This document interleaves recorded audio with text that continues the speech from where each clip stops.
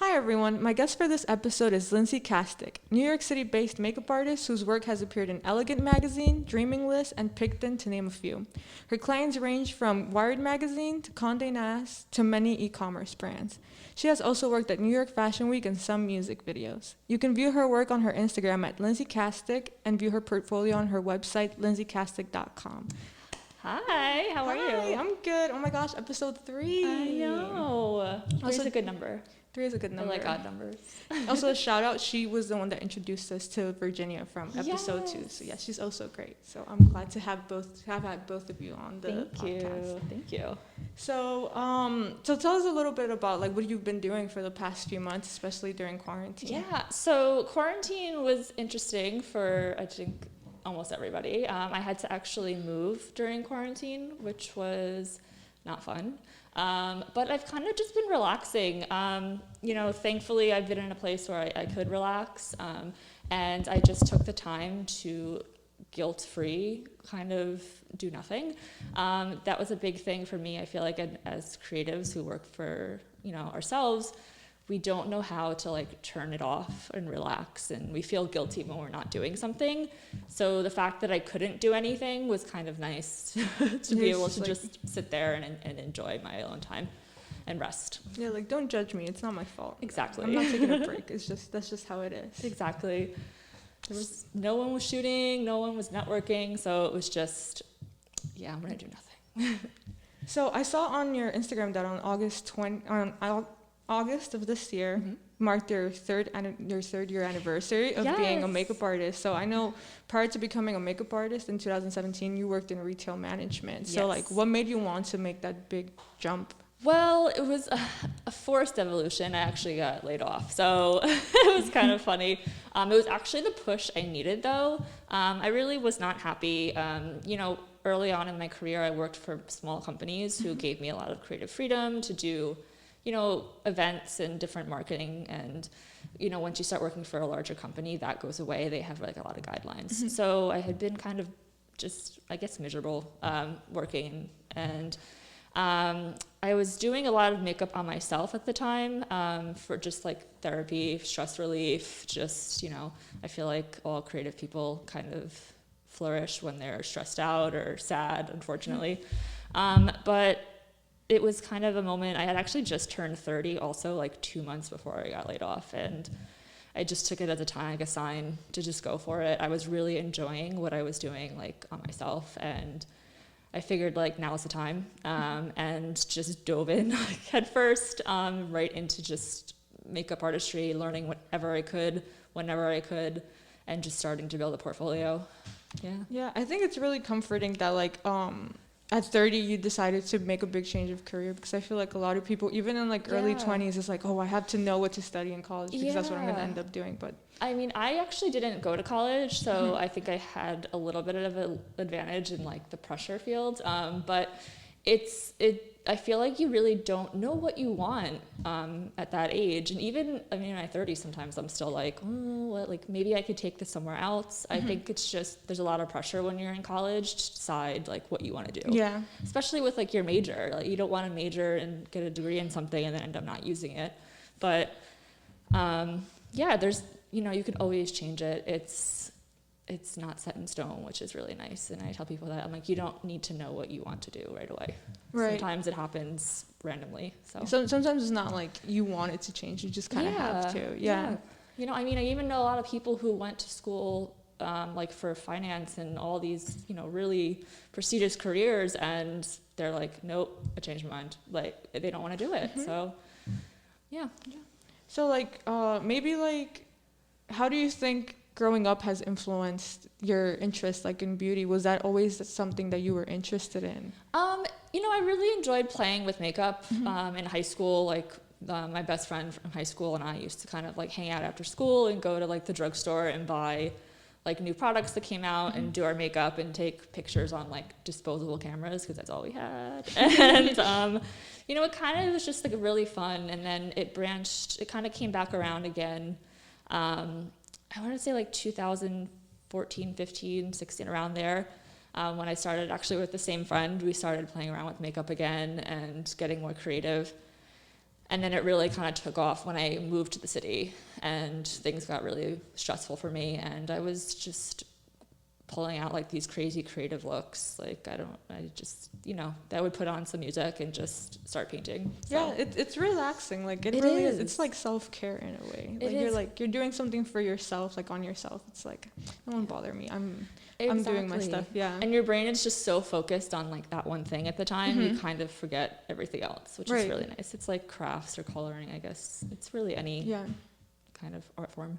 So I know for like a lot of the jobs in the industry, there's like a set of instructions you have to follow to like get started. Like for certain careers, like, oh, you have to go to college, you have to do this. That's not really a thing for like makeup artists. How did you get started? Oh my gosh. Okay. So I kind of looked at what I needed to learn and what I wasn't comfortable with. Like for me, when I first started doing makeup on myself, I learned a lot of things about how the products work and kind of things like that, like the creative end of it, and how certain products, sit and, they melt, they bleed, they do different things, they're opaque, but on camera they look see-through, like just technical things. But there was a lot of technical things that I didn't know. Proper hygiene for doing makeup on somebody else was my first thing. I was like, I want to go into this safely and not get anybody sick or spread germs or anything like that and just look professional. And then the second thing was working on different skin tones. I'd only done my own makeup for, my whole life. And I was like, well, I need to be able to do makeup on everybody. So that was some of the things that I taught myself and just researched and learned. And then I knew that I feel like it's a lot of trial and error also. For me, like I was trying to start working and everyone was like, well, you only have work on yourself. Right. We need to know that you can do makeup on other people. So I was like, okay, what do I need for that? I need a portfolio. So you just kind of, I feel like it's as you go. There's no like guidebook on what to do. There's a general aspect of it. Like you need a portfolio.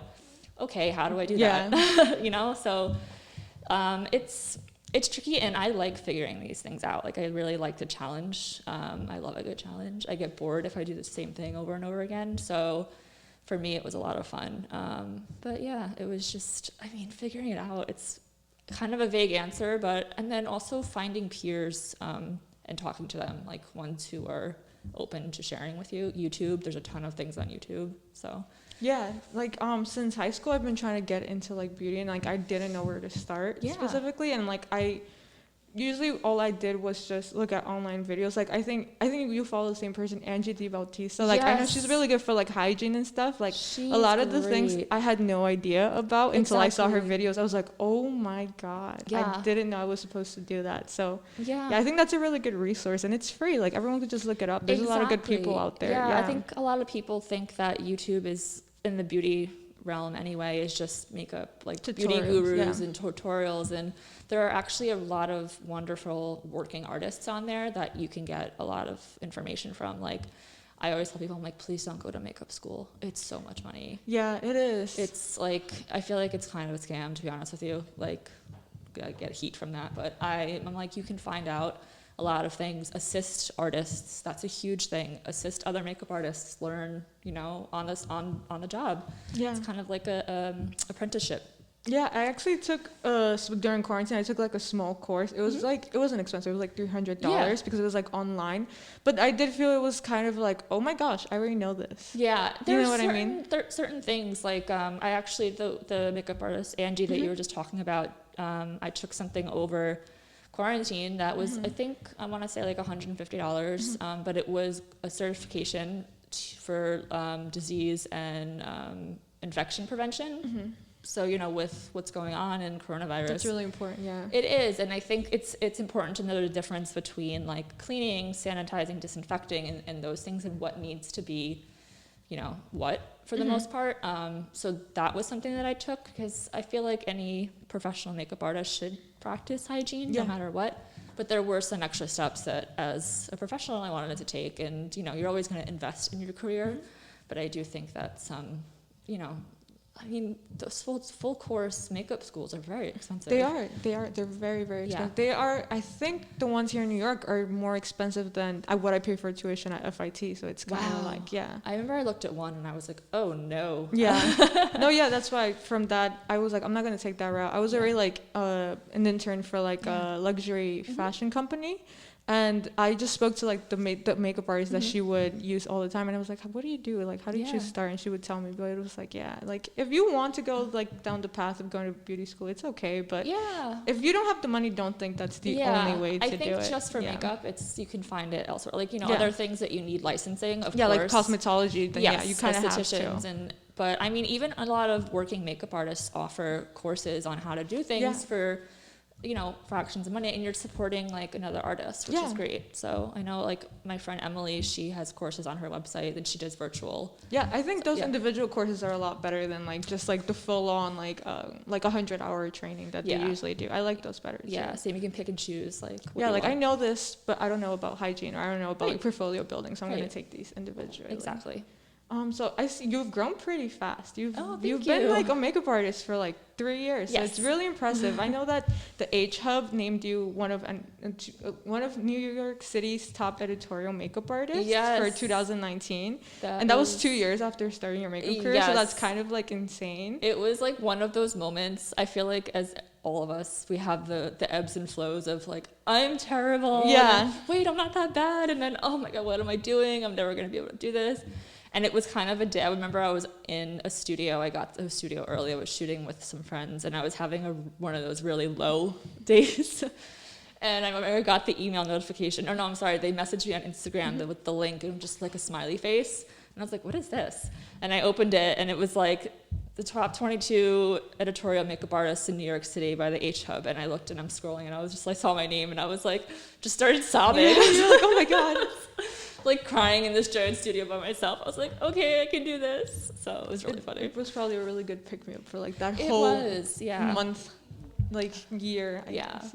It's like you put a lot into your work, and I feel like it's sometimes like everyone's like, you don't need validation. And I'm like, sometimes you do. You really do. Like, so like besides your talent, like obviously like besides your talent, like what do you think has helped you like the most? Like I mean, I always rag on retail jobs, but I think that having customer service experience is really helpful because you get a lot of like how to deal with different personalities and different people, like in these tricky situations, and how to word Retail's professional crazy. Emails. It is Retail's crazy. Retail, food service, any service industry, I feel like. But for me, it was a big thing on how to talk to people, and that was my job in retail. It was client relationships, a lot of it, and it was just all of that. I mean, so I think that was really helpful for me, especially on like composing emails and all of those things. And then again, just talking to people, like not being scared, just jump and be like, hi, I'm Lindsay, I do makeup. Like, so that's a big way of how, word of mouth is a big way of how you get a lot of work too. I think for entry-level jobs, retail jobs are actually really good for people because you do learn a lot. I had a retail job like about a year ago, and I didn't realize how inefficient I was at talking to people that I didn't know until I was like, oh my God, I can't believe I don't know how to convey this to them. So I feel like it does really help you sort of get started and know how to talk to people. Yes, because a lot of people too understand things in different ways. Like I'm very visual. Like people can tell me something 20 times and I'm like, I don't get it. If I see it like drawn out or written out, I can okay, that's better. So you kind of learn different ways to communicate with people. You learn just different ways to talk to people. It's a good life experience, I think. Yeah. And I feel like here in New York City, we have, at least in the industry, we have people from like really all over the world. Yeah. So it's kind of like, it does help you sort of understand certain things better, like certain sayings or certain mannerisms like that we might think are weird or not, like we don't understand them. It's very common for them, so it's like, oh, what are they saying? But you kind of pick up on it and you remember it later also on. like I'm very sarcastic and a lot of people don't. A lot of people don't get that. No, they don't, so I have to like reel it back sometimes because everyone looks at me and I'm like, oh, I was sarcastic. I'm sorry, I didn't mean it like that. Like I know it's tricky. So like, and also in 2019, you were a feature makeup artist on the Allures. You know what's funny? Yeah. I didn't know how to say allure until like very recently. Really? It took me like a couple like days to figure out how to say it. But you figured it out. I did. On Allures YouTube series, Triple Take. What was that like? That was really cool, but really scary for me. I'm not great with public speaking, like standing in front of a bunch of people and talking. No, not for me. And they asked me to do it, and I was like, okay, I need to do this. Like, I need to do it. I watched one of the episodes, and I realized how focused on, like, me it was. And I was like, oh, dear. So I remember, like, waking up in the morning and being like, I'm going to cancel. No, I'm not doing this. And I was like, no, Lindsay, you have to do it. You have to do it. You're going to be so mad at yourself if you don't. So I got there, and it was this huge studio, like, beautiful. But, you know, I was feeling good about it until I stood there, and I was in, like, this big, what are they called? Where it's just, like a continual wall. It's like an infinity wall. I don't know what there's a name for it. Oh, I know what you mean. Yeah. And I'm standing there, and there's like 4 cameras and an entire crew on me, and I just like lost all feeling in my legs. I messed up. Oh no. I know. It's like I immediately regret this decision. And they were a really great team though. They were really, really patient. And the director was like, okay, so what you're gonna do is you're gonna introduce yourself, say a little bit about your style, and that's it. Okay. So he's like, just take as many takes as you need. First take. Hi, I'm Lily. Like, nothing came out. And I just looked at him and laughed. I was like, yeah, we're going to have to do this a few times. And he's like, it's no problem. But then the rest of it actually kind of went smoothly. I was a little bit more reserved than I am now on camera because I'm a little bit more used to it. So I kind of felt like I came off really quiet and really, like, I don't know, not so outgoing. But I think everyone was like, oh, you look professional. I was like, oh, okay. But it was really fun. The artists that I worked with were really great, super talented, way further along in their careers than I was. So they were actually giving me some tips backstage, and they were really wonderful. Yeah. So how did they reach out to you? To like Instagram? Instagram, yeah. They found some of my creative work through a hashtag, and that's how they emailed me. It was really late at night, too, and I thought it was like fake. So I was just like, I'll deal with this. Like, is this a phishing scam? Yeah. Exactly, yeah. And then I looked at the email in the morning, and I was like, at Conde Nast. Oh, wow, this is real. Yeah. So, and then we just kind of had a little phone interview beforehand, and yeah, the rest is history. Like, how has COVID-19 changed the way you work? Like, has it changed the setup and like the sets, or is it just masks? Was it just that the only thing? So, I mean, a lot of times actually you'd wear a mask if you weren't feeling well, or, you know, you had a cough or something, just to be courteous to your client. Yeah, you're all up in their face. Like, or if your client wasn't feeling well, because you don't want them coughing, because you're really close to somebody. I mean, somebody made like a really good point that the only people who touch like your face are like really close relatives or like partners and things like that. Like, that's not something you touch on a stranger. Like, it's very weird. So, that was kind of like some of the things, but I mean, I was always really careful about hygiene anyway. So the only thing that I really again, going back to is like learning the disinfecting and sterilizing and the differences between them and what I had to do to get rid of, you know, if any, you know, coronavirus had gotten to anything on my kit. Yeah. And also just a few extra like precautionary things, like keeping everything in containers while I'm working, and trying just to condense my kit too as much as I can, so I didn't have a lot of things out. So just stuff like that. But I don't think, for me personally, it's changed a ton. It's just a few extra little additives. It takes a little extra time, that's all. And then on set too, it's kind of nice. Like, everyone's really conscious, and so sets have been smaller. You know, photographer, like max, like usually, I think the most I've had on a set is 6 people in like a very big studio. Okay, yeah. So everyone's been really great. And actually something else that I've changed kind of now is when I do decide to work with somebody, I ask, will, you know, COVID precautions be in place? Right. So like, what steps are you taking to ensure all of our safety? Right. So that's another thing that I've just kind of added into my email communication, and that's pretty much it.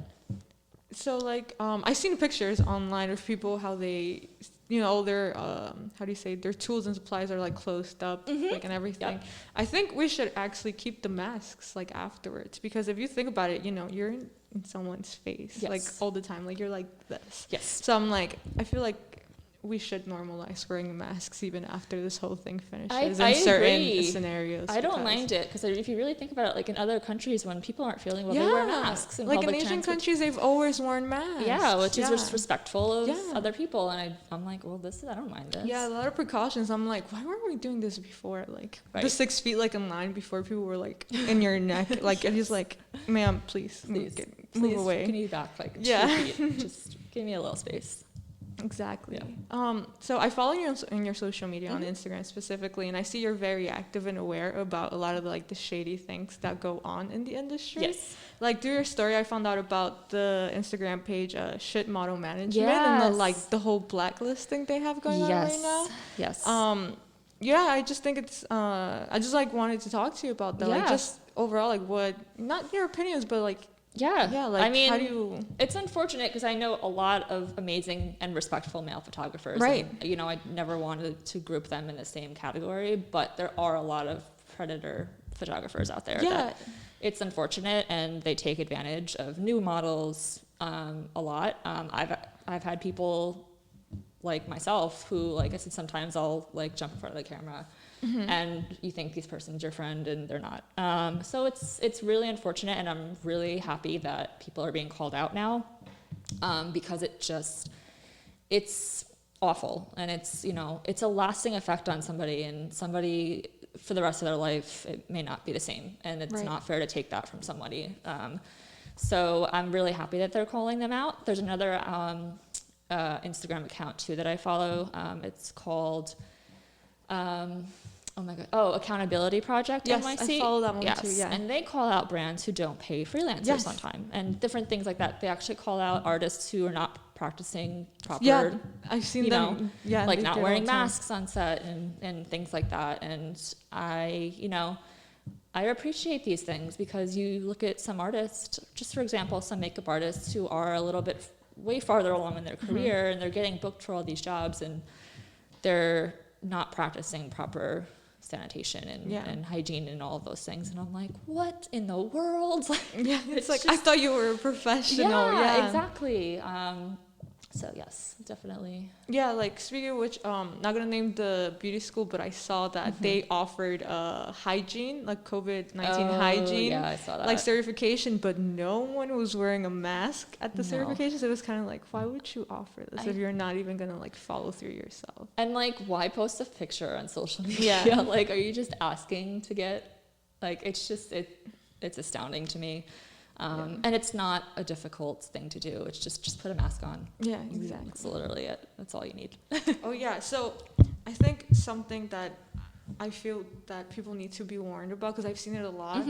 A lot of people come to New York City like looking to get modeling jobs, and I've seen a lot Yes. of really shady like listings and stuff like that. Yes. Or just not just models, like makeup artists too. Like they get like trapped into these opportunities where it's like they don't get paid, like they get robbed of their like Yes. their payment and stuff. And I think people need to be really careful with Yes. how the listings look and like the people. And Yeah. overall, because I feel, have you, like, not yourself, but maybe you have, or like anyone that you know has that happened to them, that maybe they never got paid or something? where it's Oh, like, yeah. I mean, I've been lucky. I only had to track down and file a report actually with the city. You know, the Freelance Isn't Free Act. Yes. I filed a report with them and got paid finally by a brand. Okay. But I've been lucky. I also, like, something that I started doing was requiring like a deposit. That was one of the things that I learned working, that, you know, sometimes also too, people cancel last minute, and it's like, Yeah. well, I saved this entire day, like Yeah. now I'm out this money. So that's one thing, but I think mainly like the scams are a big issue. And I still get the emails to this day. I always recommend like some red flags for any gig. People that you've never met before offering to fly you anywhere. Yes. That's yeah. a huge one. Always check the sender email. When you see something from a really big name, like a magazine or a photographer or anything, they're most likely going to be like not at gmail.com. It's going to be like at the company at the name. company's name, or it's going to be like their agent or their manager reaching out to you if they want to work with you.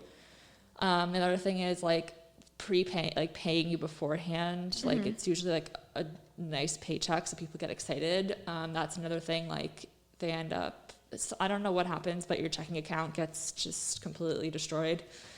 I don't know about that one. Yeah, I know somebody who that happened to. It's like they'll pay you $2,000, they send a check, and like you go to deposit the check, and something happens, and then all of a sudden you're like negative. I don't know. It's crazy. Things like that. Again, like always to research who emails you. It's a really big one. Like, Yeah. the internet's huge, and if it's somebody who does work a lot, like, you're gonna find their work. You're gonna be able to find their contact. If the emails don't match up, you gotta be careful. Yeah, or you could just also go on their social media directly and like ask like, hey, I was contacted by this person. Is I've this done you that, guys? Yeah. Yeah, because I feel like they Mm-hmm. find sneaky ways of like tricking people. Like a lot of the girls that I go to school, well, not just the girls, a lot of people I go to school with, they get modeling jobs. Yeah.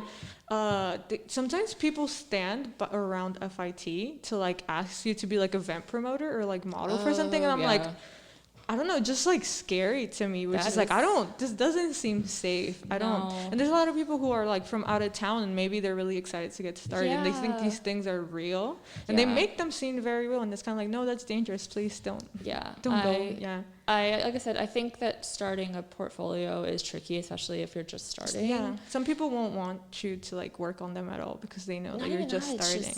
You have to be like cautious about when someone reaches out to you. Yeah. I don't want this to like come off the wrong way, but a lot of times if like bigger names are reaching out to people who have no portfolio yet, it's kind of a red flag.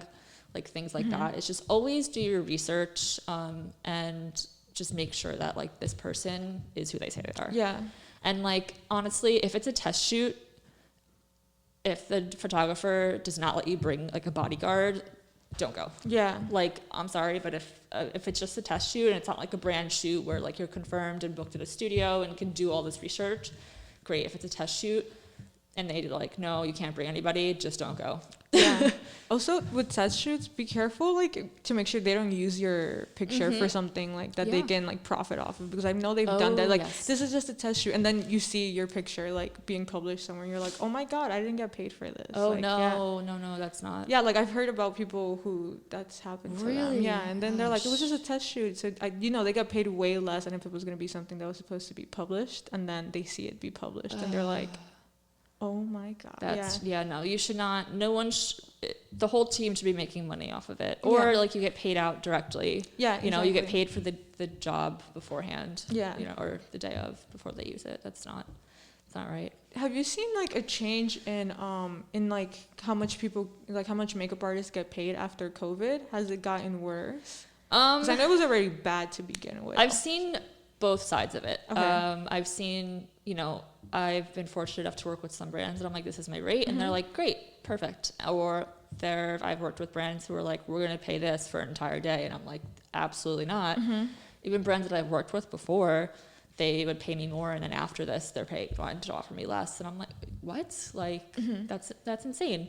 So I think that, there's always going to be somebody who's going to try and take advantage of a situation. And whether it be you're new to the industry and they want to pay you nothing because they think that it's a great opportunity for you, or they know right now like there's not a lot of jobs, so they can get somebody to do it for less. But I always tell people, stand your ground, because there's always someone who will pay you. Right. And something that I learned was getting up, getting ready, prepping my kit, traveling and getting there and doing all this work for no pay and then going home makes you feel way worse than saying no to a job. Right. Like, it's hard. It's, you think that it's, gonna help you and it's great to have the money, but when it comes down to it, you have to like weigh in your time, your travel time, just everything. And you're worth more than that. So yeah, and I think people forget that it costs money for you to travel there. Yeah. And then your product also costs money too, and you need to have money just for your supply. So yeah, I mean, think about like let's say if anyone who out there who does not do makeup, think about buying your skincare every month for 4 times over for 4 different skin types. Like, that's a lot of money. Yeah. Like, I have to buy a new mascara like every 2 to 3 weeks in every color. So it adds up a lot. Yeah, like the foundation color especially too. Like, I know that you like to keep a wide range because I think it's foolish to not have. It's not professional. It's not professional. Yeah, it's really not. Especially now, it's like, come on, guys. Yeah.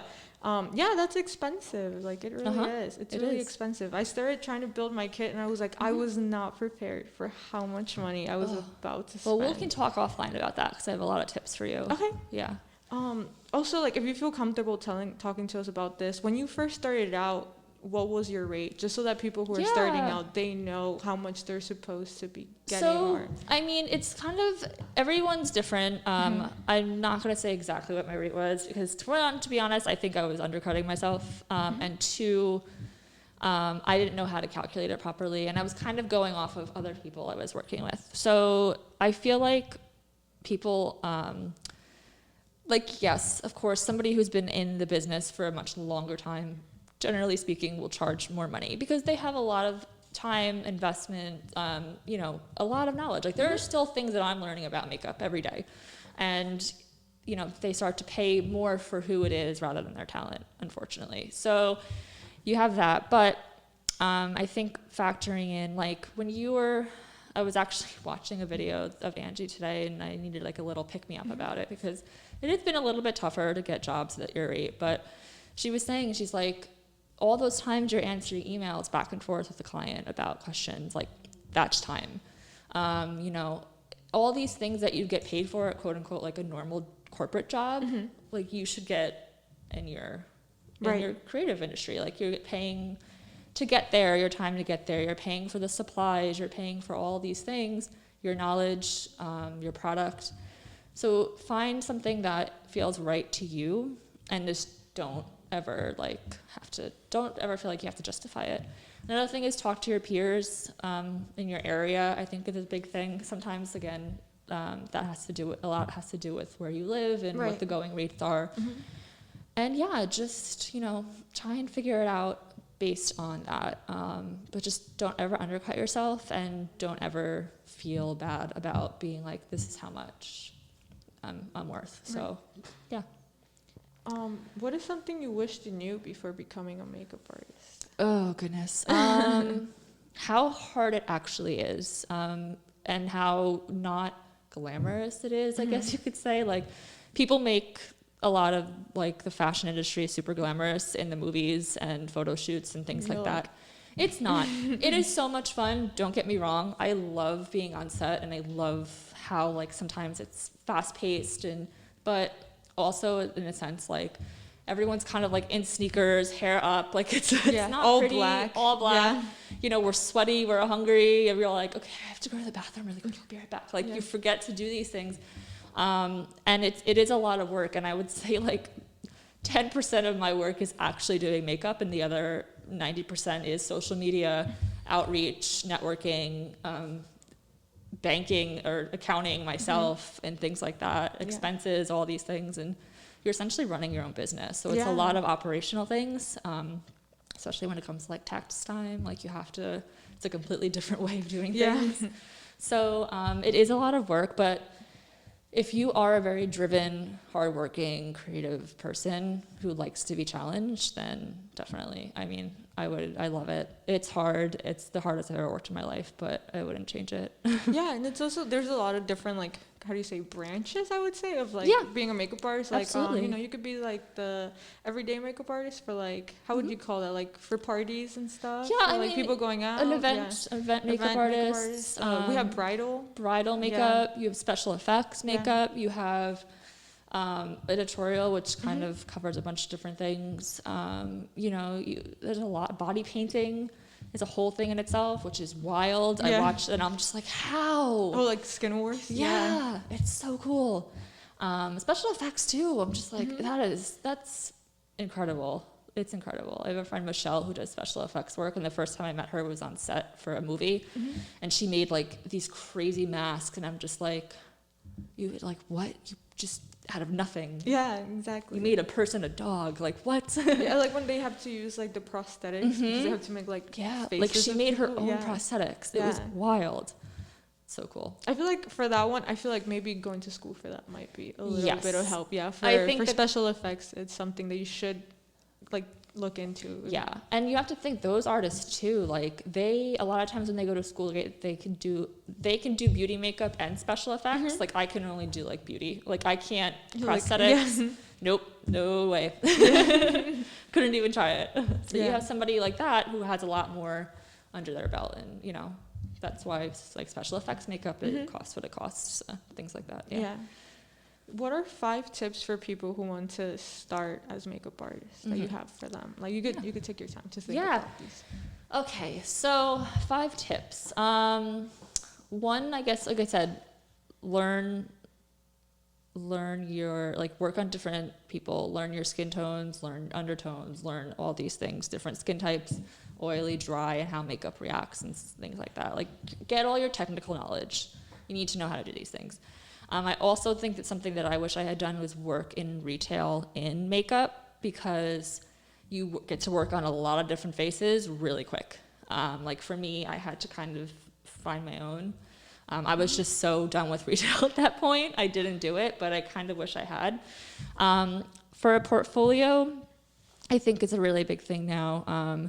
If you have the means, like, save up and pay a photographer, like a beauty photographer, to work with you on a portfolio. Or if you can find a beauty photographer that'll collaborate with you, that's great too. But I think that having like a really strong portfolio does help with getting like jobs and things like that. You know, something that I learned, I knew nothing. Like, when I tell you I knew nothing, it was pretty sad. But like, knowing that there's different types of photography, and it was like I was working with great photographers, but it was like I'm not getting like what I want. What I wanted, yeah. So it was like, oh wait, there's specifically beauty photographers. That's who I want to work with. Okay, so it was like, you know, working towards that. Another thing I'm trying to think. Oh my gosh.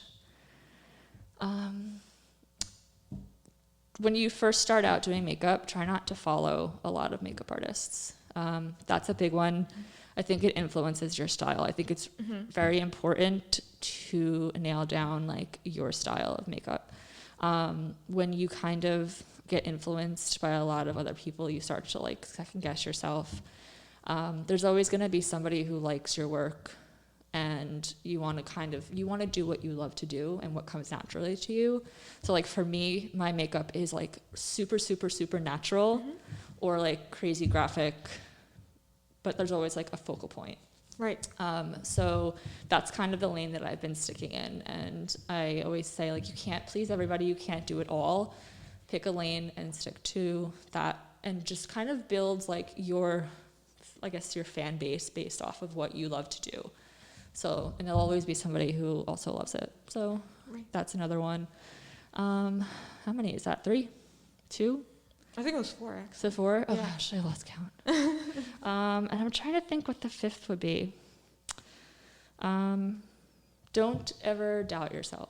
I feel like that's the thing that a lot of people who are in the arts do. They, it's like the thing, imposter syndrome. They think that they're like not good enough, or they're not like real at their job. And it's just, don't ever think that. I know it's hard to but you know, just do what you love to do. That's really what it comes down to, and you're doing great. You're doing great. Thank you so much, Lindsay. It was really fun having you. I feel like I learned a lot from what you've told me today, and I'm ready to put it towards my own work. So thank you. Yes, thank you for having me. Thank you.